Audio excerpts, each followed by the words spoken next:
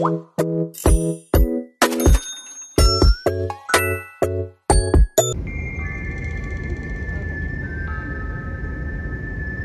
the way na kami papuntang Southampton kasi tatagpuin namin ngayon yung aking anak.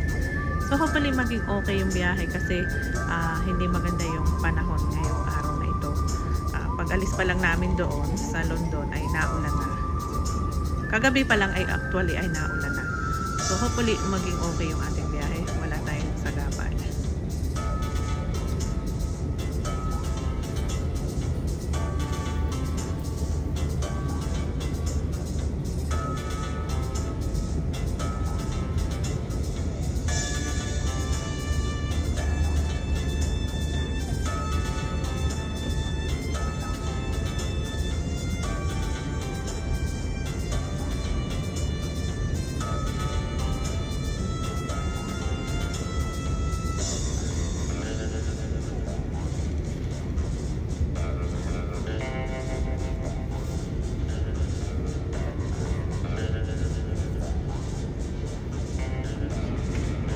May kasalubong palang train ng bilis.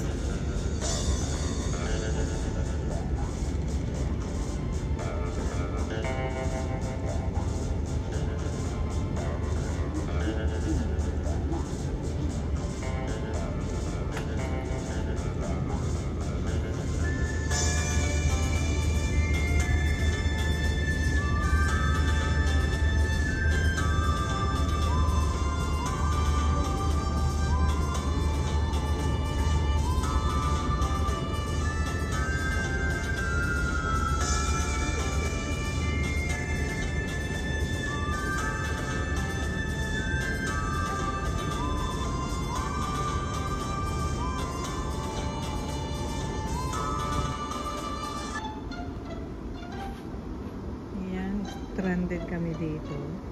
Talaga namang may hadlang pa din. Hindi namin alam kung hanggang kailan kami makaka-alis kasi may natumbang puno pala doon sa unahan. So kailangan nilang i-remove para makalampas ang aming train na itong sinasakyan. Andun na yung aking anak, naghihintay na doon sa pagtatagpuan namin. So talagang mayroon pa rin hadlang.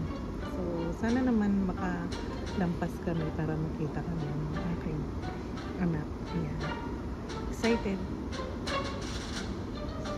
Sana ito kami, hindi namin alam kung saan yung lugar.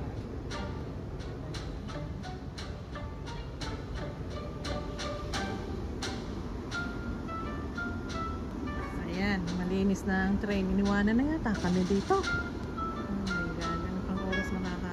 So, nawawala ang aming driver. Saan na siya?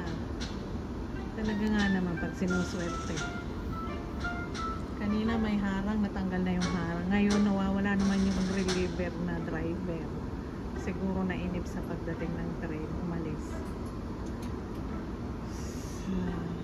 Intay, inip na kami.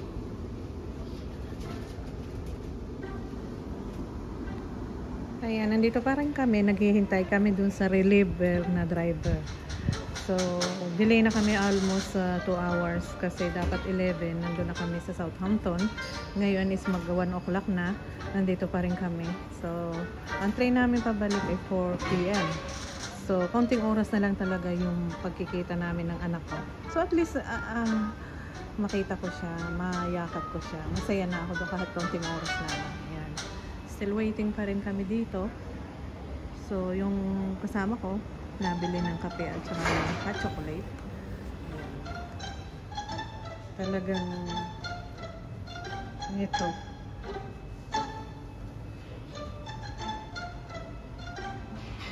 Nandito pa rin. Ewan ko lang kung anong oras pa sila makakabalik dito. Kasi nakaalis siguro kasi ang tagal namin kanina doon sa kabilang istasyon bago nakaandar. Kasi nga may puno daw na tinanggal.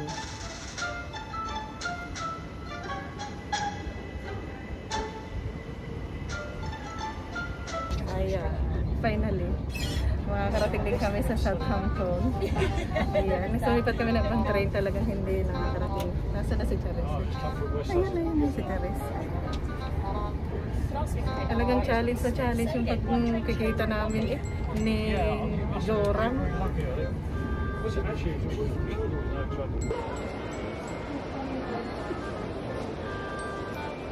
Nagpangita na silang dalawa.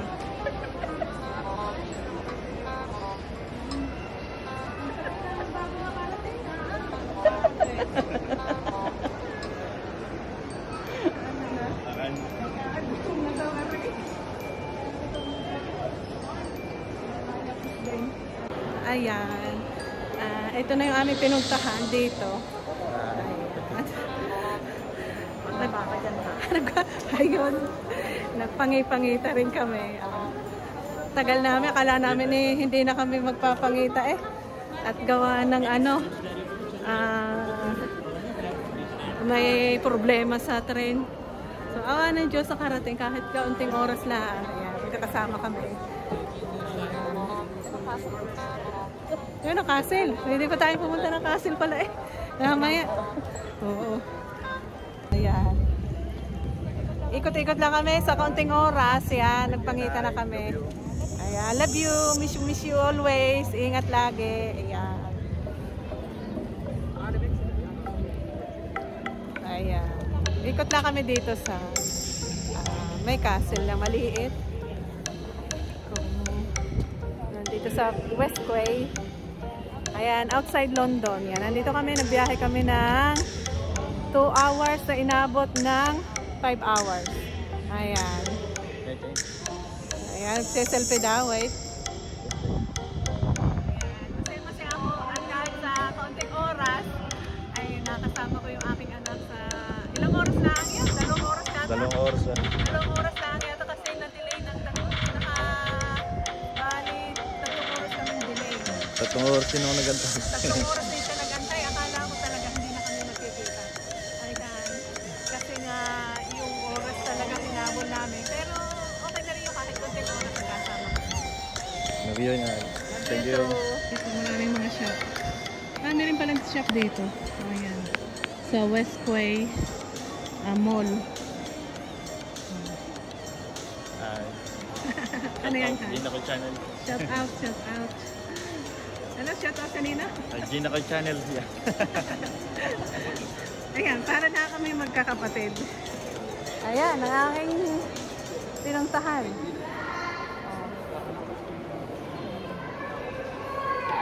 Para lang kaming magkakapatid. Ayan.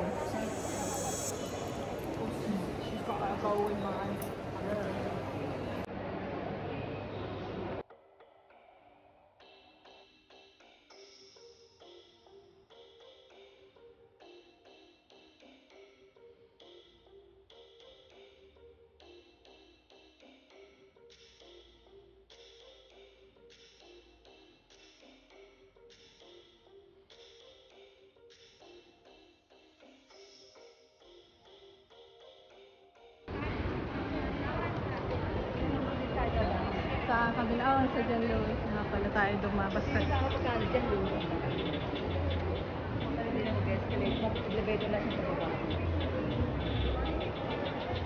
Pathways! Let's go! Ma, may sale dito lang, may sale. Ano ka man celery up to 50% off daw?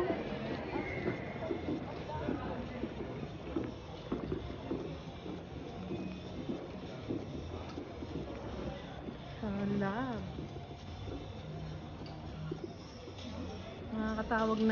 Makakatawag na yun at may number na. Oo, binigyan ko nga ng yung aking isang number.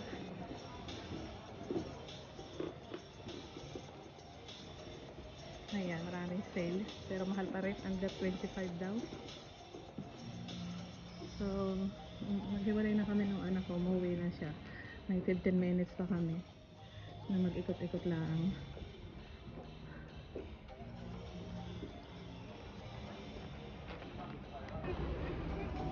Sana tayo wala nang wala na ating